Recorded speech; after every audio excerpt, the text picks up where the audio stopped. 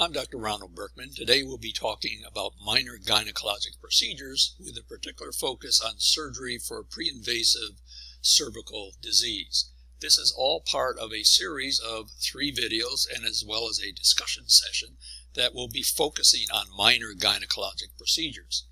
Following this particular presentation, participants should be able to list the indications for the management of pre-invasive cervical disorders as shown in yellow, also discuss the use of the various instruments for treatment of pre-invasive cervical disorders, and list the risks and complications of the treatment of pre-invasive cervical disorders.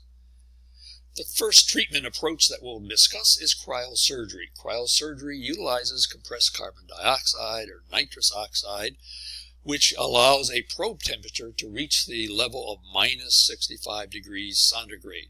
With proper application and development of an ice ball, in general cell death will occur, since that actually occurs at minus 15 degrees centigrade.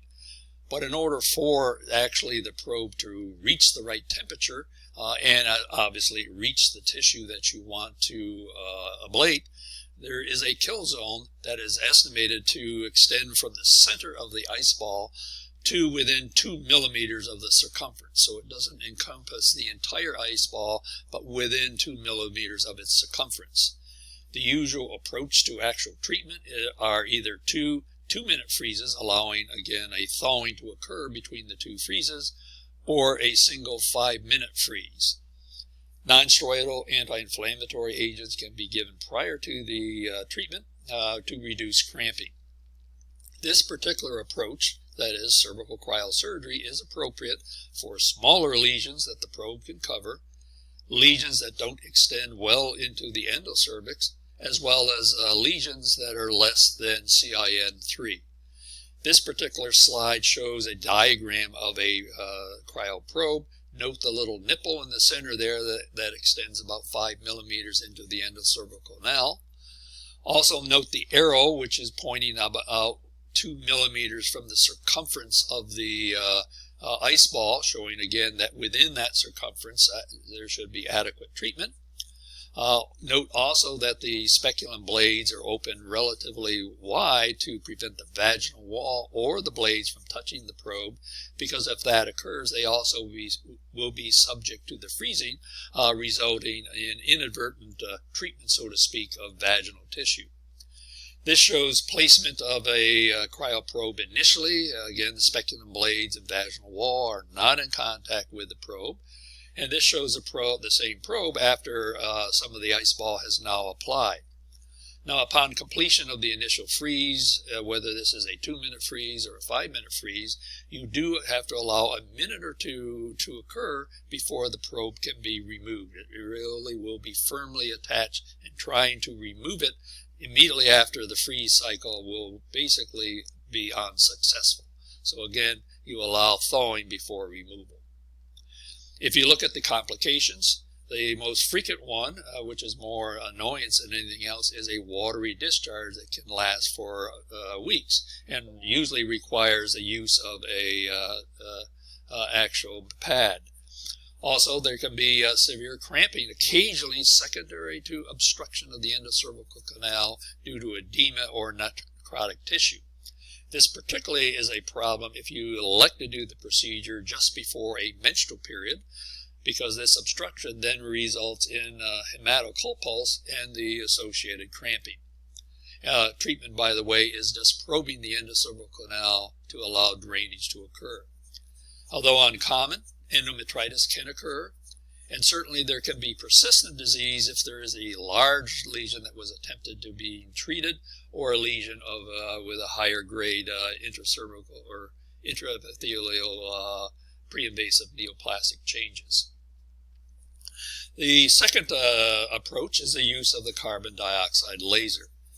Lasers use high-intensity collimated, that means light beams that are in parallel to each other, that can be focused with high-power density to flash boil cells and as well as vaporize tissue. However, specialized equipment is required. This includes a carbon dioxide laser, which is quite expensive and also well beyond the means of many practices, non-reflective speculums, smoke evacuation systems, as well as non-flammable drapes.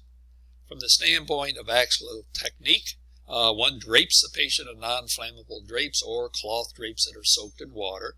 You can perform a cervical block, very similar to that performed for other cervical procedures.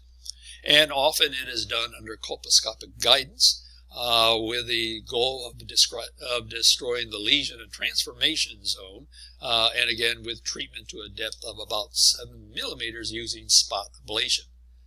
The advantage of this technique compared to others is this is a targeted ablation or targeted treatment.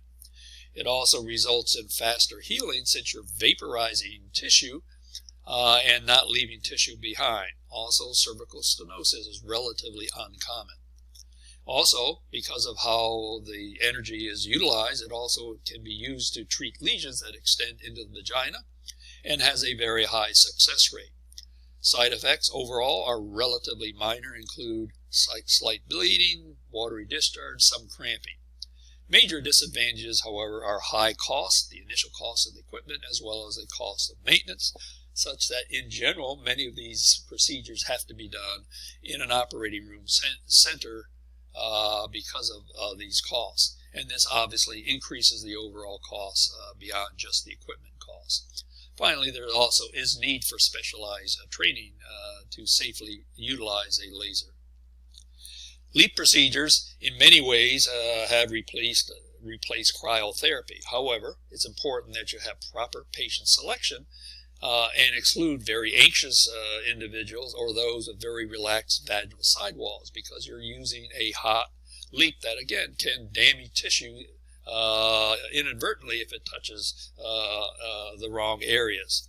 The energy used with LEAP procedures is high frequency and low voltage, and there are special instruments in addition to various size loops, which include insulated speculums and also a smoke evacuation system. In doing the procedure, usually one utilizes Lugol's solution to identify the margins of the lesion. Occasionally it might even be done utilizing colposcopy as well. A paracervical block is then instituted with 5 to 10 cc's of usually lidocaine, injected circumferentially outside the area to be excised with a small gauge spinal needle.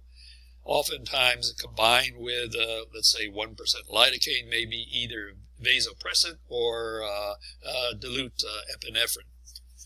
Bleeding after excision of the specimen can be controlled with the cautery that has a ball probe or pressure, or with a use of Moncell's solution. This particular picture shows you the various types of probes or loops that are used, the white, yellow, and green, all of different sizes. Also, there is the pink probe that has sort of a square look to it, and that is used for removing endocervical tissue. And to the far right in blue is the ball-shaped probe, which is used to cauterize the base of the excised tissue to control bleeding. This demonstrates the placement of local anesthetic, including the paracervical block. Initially, a small amount of anesthetic should be injected at 12 o'clock. This allows placement of a tenaculum at this area, which will allow you then to stabilize the cervix and also to move it when you're doing your excision. In addition, it also allows you to better place the additional anesthetic at either 4 and 6 and 8, or just 4 and 8, depending on your preference. And again, firmly holds the cervix while that's being done. Again, that is injected lateral to where you will be doing your actual excision. This demonstrates an actual removal of tissue. You start out with the loop going in relatively shallow, and then slowly sweeping it across with the loop going deeper. And then as you're bringing it out, again, slowly bringing it forward so that it's shallow again once you get to the extent or to the margins. In the middle diagram, you can see what the actual loop conization, so to speak, looks like. And in the far right, you see the performance of excision of an endocervical extension. And this just gives a coronal view of just what we went over. You can see how the loop, when applied will result in a lesion that you would be this shape if you were to slice the cervix in half and look at it this way. And also you can see what type of material is removed when you utilize the endocervical excision probe. The complications of LEEP procedures include immediate. There can be occasionally heavy bleeding that may require sutures lateral to the excision site, or the application of Moncell's or cellulose, in addition to the use of the special ball probe. This can be followed then by spotting that might persist for several weeks. There occasionally is abdominal pain and bladder spasm that can be relieved with non-steroidal agents. Also, one can have watery discharge that may persist for several weeks, as well as cervical stenosis. And finally, there is risk of subsequent preterm delivery, but again, the overall rate is not large when you look at the absolute risks. Finally, there is cold knife conization. This is probably the first procedure that was developed for the treatment of pre-invasive cervical neoplasia. This procedure can frequently be performed with a paracervical block and neuroleptic analgesia, that is tranquilizing drugs and pain-relieving drugs, usually is performed in an operating room. In general, you can apply Lugol's solution after prep to define the extent of the lesion. Occasionally, colposcopy can also be used. Bleeding is usually controlled with suture ligatures at 3 and 9 o'clock, though there are additional sutures that can be applied to basically reduce even more so bleeding. One performs a paracervical block very similar to what I just discussed, using about 5 to 10 Cs of lidocaine, usually 1%, with a small spinal needle, usually with the addition of either vasopressin or dilute epinephrine to control bleeding additionally. This shows the cone specimen. You can see that on the left there is sort of a deeper cone because of more endocervical extension. And on the right there is a shallower cone because the endocervical extension was significantly less. So again, it's tailored to the extent of the lesion. This shows what's known as a beaver blade, and the importance of this one is this is a blade where there is a angulation which allows you to insert the blade to actually excise the cone rather than trying to use a straight knife handle that again, the side of the vagina will impact your ability to actually get a cone-shaped specimen. These particular blades that are angulated also have ones that are developed where new blades can be inserted as well. Here is the actual conization being carried out. Notice the lateral sutures that have been placed. Many times these will be wider and somewhat deeper to also assist in controlling bleeding, in addition to the local anesthesia with vasopressin or epinephrine.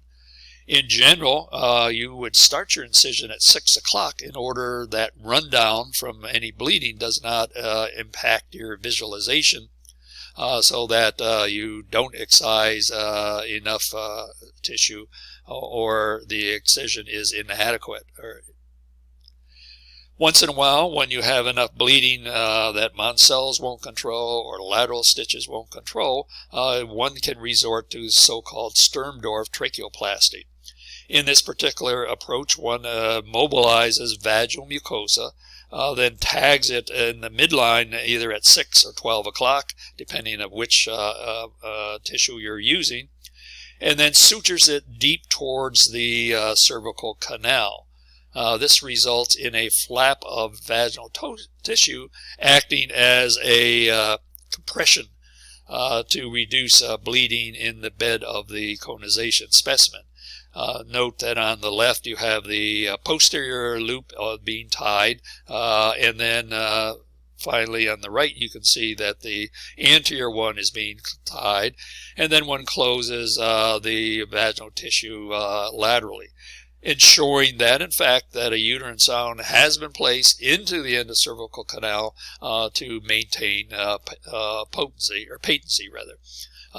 This again is seldom utilized, but certainly when cervical conization was first developed, these were more widely used because many times the amount of stromal tissue tended to be much greater than what currently is being removed. Complications include bleeding, which can be immediate or delayed. When it's delayed, and again, even substantial, hemostatic cellulose or bond cell solution certainly can work, such that, again, if they don't work, additional sutures may be necessary. Cramping usually is managed adequately with non-steroidal agents. Rarely, infection occurs. If you're dealing with a woman who is postmenopausal, and particularly if she has had prior surgical procedures on her cervix, you do run the risk potentially of uterine perforation and even potentially damage to the bladder and even the rectum. Again, this is rare and usually in these cases where the cervix is small and has previously been operated on. Cervical stenosis is a complication of this procedure, as well as preterm labor or cervical insufficiency. It is felt actually that cold knife conization does have the highest rates of this, as we demonstrate on this next slide from a paper published in 2016. If you look at LEAP compared to CKC, which is abbreviation for cold knife cone, you can see a single procedure, cold knife cone, does carry a higher risk of a preterm birth than does a LEAP procedure. However, no procedure obviously carries even less risk. When you do 2 LEAPs, it does not lead to a risk that is higher than a single cold knife cone, though 2 excisional procedures, such as conizations, does substantially increase the risk. Keep in mind that although these relative risks are as listed, overall the absolute risk is not all that high in general. So to conclude, prior to carrying out any of these treatments that we just discussed, one needs to determine the severity, the extent, and whether there is extension into the endocervix or even into the vagina. This usually needs to be evaluated using colposcopy. With proper screening, many of these treatment procedures can be accomplished in the office as opposed to the operating room, again reducing costs and also reducing the inconvenience that patients may have. Certainly there are multiple approaches that can be utilized either to do these procedures but also to manage complications such as bleeding. And although the relative risk of preterm birth is increased with excisional techniques, the absolute risk is still relatively low.